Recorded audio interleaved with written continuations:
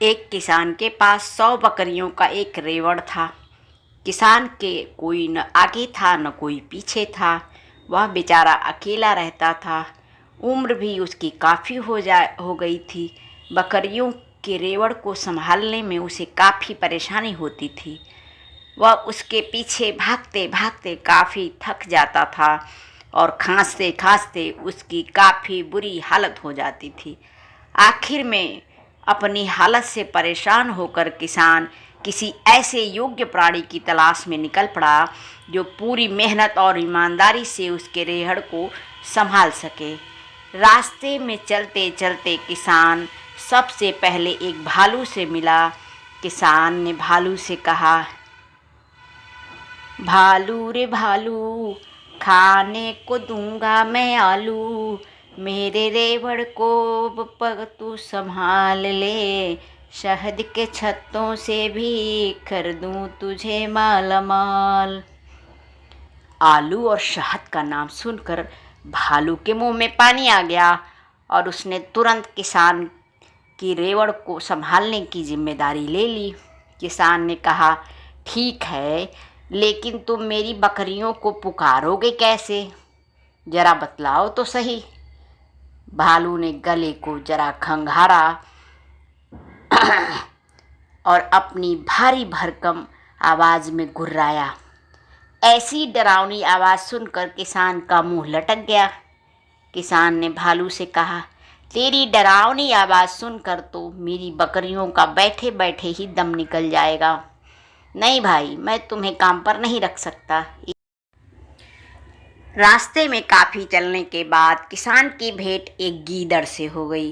गीदड़ ने किसान से राम राम की तो किसान ने उससे कहा, गीदड़ रे गीदड़, भागन हड़बड़, मेरे रेवड़ को तू संभाल ले, रोज दूंगा खाने को मुर्गी, संग में रोटी और दाल।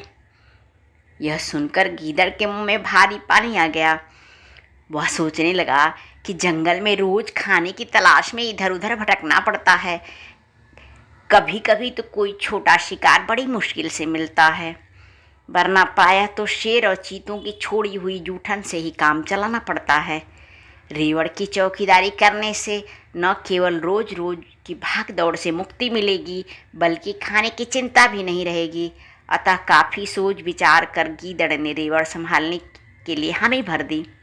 किसान ने कहा, ठीक है, मैं तुम्हें काम पर तो रख लूँ, लेकिन ज़रा यह तो बताओ कि तुम मेरी नाजुक बकरियों को कैसे बुलाओगे? इस पर गीदड़ हुआ हुआ हुआ चिल्लाया तो उसकी तीखी ठंडी आवाज़ सुनकर किसान का शरीर कांप गया। रहने दो भाई, तुम्हारी यह आवाज़ तो मुर्दों को भी डरा देगी। मेरी बकरियों को तुम्हारी आवाज़ सुनकर कहीं लकवा न मार जाए। मुझे नहीं चाहिए तुम्हारे जैसे चौकीदार। इतना कहकर किसान झुंझुलाहट में पैर पटकता हुआ वहाँ से चला गया। आखिर में जंगल के अंतिम छोर पर किसान की भेंट एक कुत्ते और लोमड़ी से हो गई। किसान ने पहले कुत्ते से कहा, कुत्ते रे कुत्ते, मारूं तुम्हें जुत्ते, मेरे रेवड़ को अगर तू संभाल ले, खाने को हड्डी दूं, बेटे समानूं तुझे, घर में मैं रखूंगा बड़े ही प्यार से। कुत्ते ने दुम हिलाते हुए काम के लिए तुरंत हामी भर दी। किसान ने कहा, अब बतलाओ, मेरी बकरियों को तुम पुकारोगे कैसे? इस पर कुत्ता पूंछ हिलाता हुआ जोर जोर से भौंकने लगा।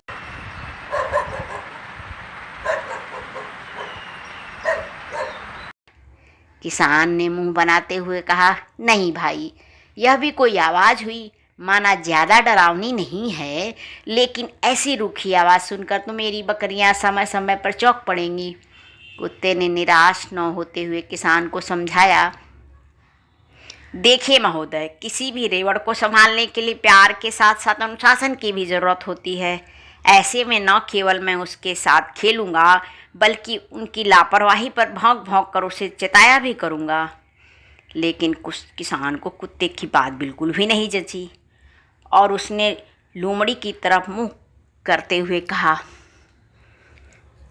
लोमड़ी रे लोमड़ी लगती तू तेज खोपड़ी, मेरे रेवड़ को तू संभाल, रोज तुम्हें दूंगा मछली और दाल, भर भर थाल रखूंगा प्यार से, रखूंगा प्यार से।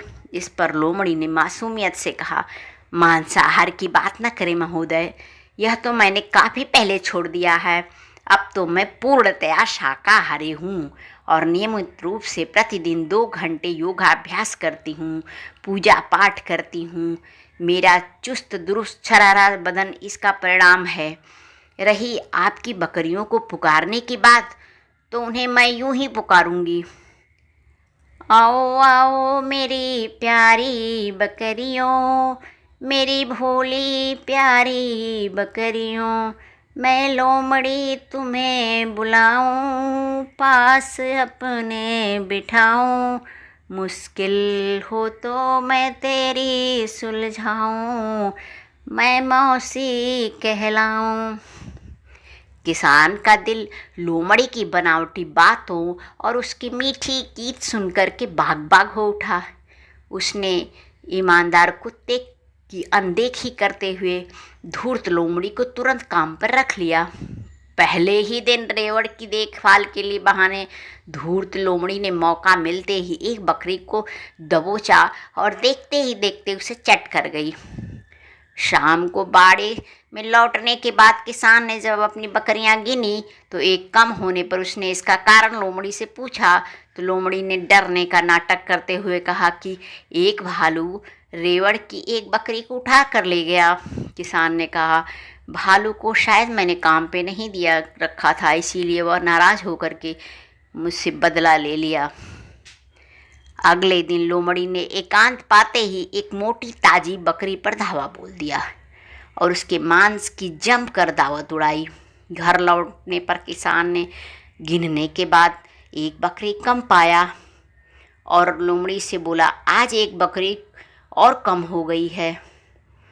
लोमड़ी को डांटते हुए किसान ने कहा, देख कैसे देखभाल कर रही हो। लोमड़ी ने भोलेपन से रोते हुए कहा, मैं क्या कर सकती हूँ महोदय, झाड़ियों में छिपे एक गीदड़ ने अचानक ऐसा धावा बोला कि मैं संभाल नहीं पाई और उसने मुझे संभलने का मौका ही नहीं दिया। वह सुनकर किसान ने थोड़ा नरम होते हुए कहा, अच्छा, ओ लगता है कि उस गीदड़ ने भी अपना बदला चुका लिया, मैंने उसे अपने काम पे नहीं रखा था। अच्छा, कल तुम ज़रा सावधानी से हमारी बकरियों की देखभाल करना, किसी जानवर का खतरा लगे तो मुझे आवाज़ लगा देना। तीसरे दिन लोमड़ी ने रेवड़ की एक अच्छी खासी बकरी पर अपनी नज़र जमाए रखी। जैसे ही अवसर मिला उसका काम उसने तमाम कर दिया और उसे घसीटते हुए एक घनी झाड़ी की आड़ में ले गई और बैठ कर के उसकी बोटियां नोच नोच खाने लगी। संयोग से खाने में लीन लोमड़ी पर कुत्ते की नज़र पड़ गई। एक पल में ही कुत्ता सारा माजरा समझ गया और वह दौड़ पड़ा किसान को बुलाने। कुत्ते ने सच्चाई आकर किसान को सुनाया। कुत्ते के मुंह से सच्चाई सुनकर किसान को अपने कानों पर विश्वास ही नहीं हुआ। उस समय किसान अपने घर की दीवारों की रंगाई पुताई कर रहा था। उसके हाथ में ब्रश था।